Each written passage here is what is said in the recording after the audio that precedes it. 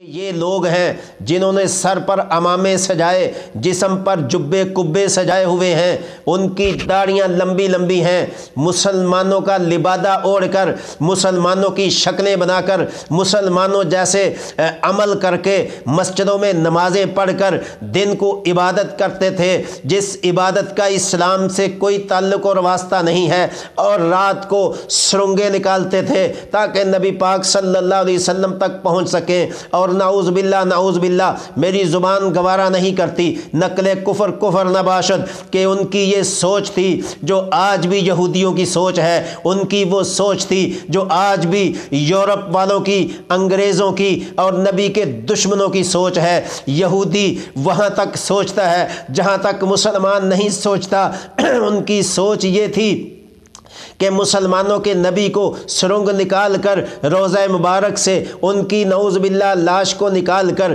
ہم لے جائیں گے، پھر مسلمانوں سے سوال کریں گے بتلاؤ تمہارا نبی کہاں ہے؟ وہ کہیں گے روضہ مبارک میں ہے، ہم کہیں گے دکھاؤ روضہ مبارک میں، جب وہ دکھا نہیں سکیں گے تو ہم کہیں گے تمہارا نبی تو ہے ہی نہیں۔ میں یہاں پر ایک بات فراموش نہیں کر سکتا، مولانا منظور مینگل صاحب بڑے سینئر عالم دین ہیں، وہ حیات ممات کے موضوع پر بات کر رہے تھے۔ انہوں نے ایک سوال پوچھا، وہ کہنے لگے کہ حل ہوا حیٌ او میتٌ۔ نبی پاک صلی اللہ علیہ وسلم کے بارے میں انہوں نے کہا کہ یہ جو چارپائی کے اوپر پڑے ہوئے ہیں، حل ہوا حیٌ او میتٌ، کہ یہ زندہ ہیں یا مردہ ہیں۔ مجھے بڑا افسوس ہے کہ آگے سے کوئی بولا نہیں، اور وہ کہنے لگے کہ یہ تو آپ کو ماننا پڑے گا کہ 3 دن تک آپ کا جنازہ مبارک پڑا رہا، تو ان 3 دنوں میں حل ہوا میت او حی، یا حل ہوا حی او میت، کیا یہ زندہ تھے یا زندہ نہیں تھے؟ میں حضرت صاحب کا لحاظ کرتے ہوئے ان کے علم کا قائل ہوں، جو مبتدا خبر کی بات کرتے ہیں، اس چیز کو بھی میں سمجھتا ہوں، لیکن میرا جواب یہ ہے کہ جو آپ نے فرمایا حل ہوا حی او میت، میں نبی پاک صلی اللہ علیہ وسلم کی ذات اطہر پر میتن کا لفظ استعمال نہیں کرتا، میں کہتا ہوں حیٌ، وہ زندہ ہیں، لیکن ان کی زندگی کا ہمیں علم نہیں ہے۔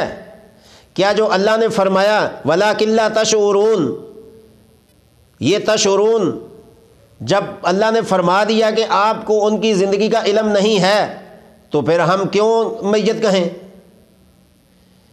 ہمارے سامنے ان کا چارپائی پر رہنا 3 دن تک ایسے ہی ہے جیسے ایک آدمی آرام کر رہا ہے، سویا ہوا ہے، دوسرا بندہ اس کے پاس بیٹھا ہوا ہے، زندہ ہے، اور وہ نیند میں نہیں ہے۔ ایک سویا ہوا ہے، ایک بیٹھا ہوا ہے۔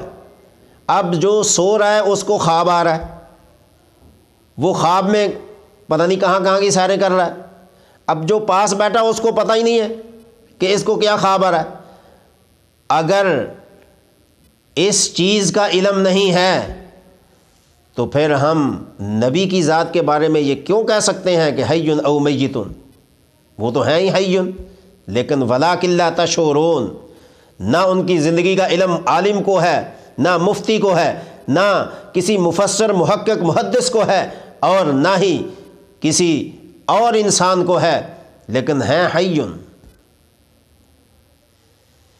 اگر عام انسان جوتوں کی آہٹ کی آواز سن سکتا ہے تو نبی پاک صلی اللہ علیہ وسلم کی سماعت کا آپ کیا اندازہ کر سکتے ہیں؟ تو میرا جواب یہ ہے کہ حی۔ پھر انہوں نے کہا جی اگر آپ ان کو یہ 3 دن میتن مانتے ہیں تو 3 دن کے لیے تو مماتی ہو گئے نا آپ۔ میں حضرت کی خدمت میں عرض کرتا ہوں، آپ 3 دن کی بات کرتے ہیں، ہم تو 3 منٹ اور 3 سیکنڈ کے لیے مماتی ہونے کے قائل نہیں ہیں۔ اب کیا بات کرتے ہیں آپ؟ ہم تو 3 لمحوں کے لیے مماتی نہیں ہو سکتے، اس لیے کہ ہم نبی کی ذات بابرکت پر میت کا لفظ استعمال نہیں کر سکتے۔ میں آگے چل کے انک میتون و انہم میتون کا بھی جواب دینا چاہتا ہوں۔ ایک بکھر کے عالم دین ہیں، وہ بڑا رٹا لگاتے ہیں، انک میتون و انہم میتون وما انت بمسمع من فی القبور اللہ یتوفی الانفس حین موتها۔ اگرچہ یہ میری بات لمبی ہو رہی ہے لیکن میں اس بات کو فراموش نہیں کر سکتا۔ آپ دنیا کو، عام انسان کو کیوں بے وقوف بنانے کی کوشش کر رہے ہیں؟ تو بہر کیف نبی پاک صلی اللہ علیہ وسلم کی سماعت عام انسانوں کی سماعت سے بدرجہ اتم اکمل اور مکمل ہے، ان کی سماعت میں فرق نہیں آ سکتا۔ حضرت نور الدین زنگی رحمۃ اللہ علیہ کے زمانے میں جب 2 یہودی زمین کے اندر سے سرنگ نکال کر روضہ مبارک تک پہنچنا چاہتے تھے، اس تاریخ سے کون واقف نہیں ہے؟ تو نور الدین زنگی کے خواب کے اندر رسالت مآب صلی اللہ علیہ وسلم نے مسلسل 3 دن نور الدین زنگی کو خبردار کیا کہ لوگ مجھ تک پہنچنا چاہتے ہیں، ان کو پکڑو۔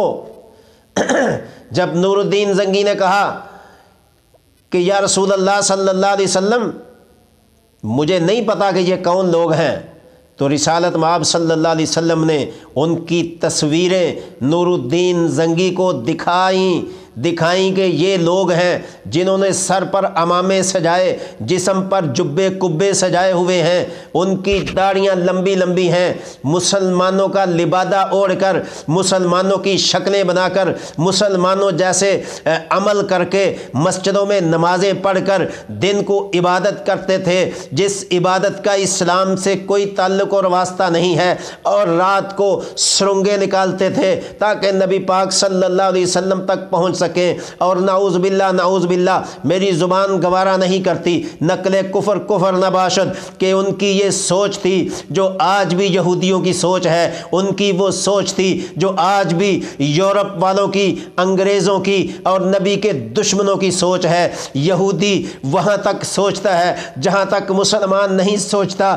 ان کی سوچ یہ تھی کہ مسلمانوں کے نبی کو سرنگ نکال کر روضہ مبارک سے ان کی نعوذ باللہ لاش کو نکال کر ہم لے جائیں گے، پھر مسلمانوں سے سوال کریں گے بتلاؤ تمہارا نبی کہاں ہے؟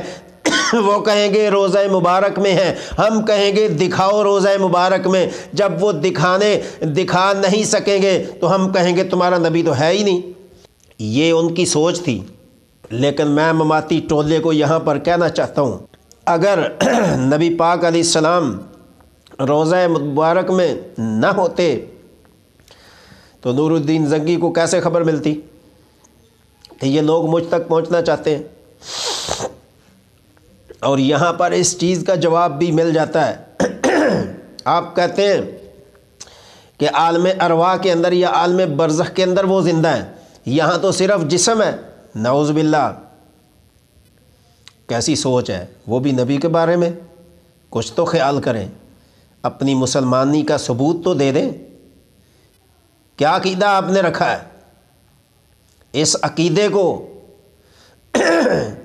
کہیں آپ کی بربادی کا ذریعہ نہ بن جائے، زندگی میں اس سے توبہ کریں۔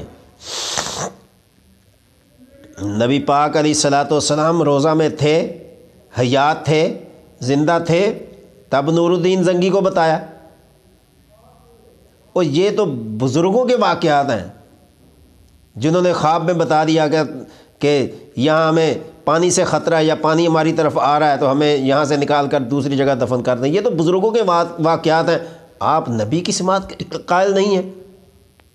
خدا کے لیے اس عقیدے پر غور کر لیں، عوام کو کیوں الو بنا رہے ہو؟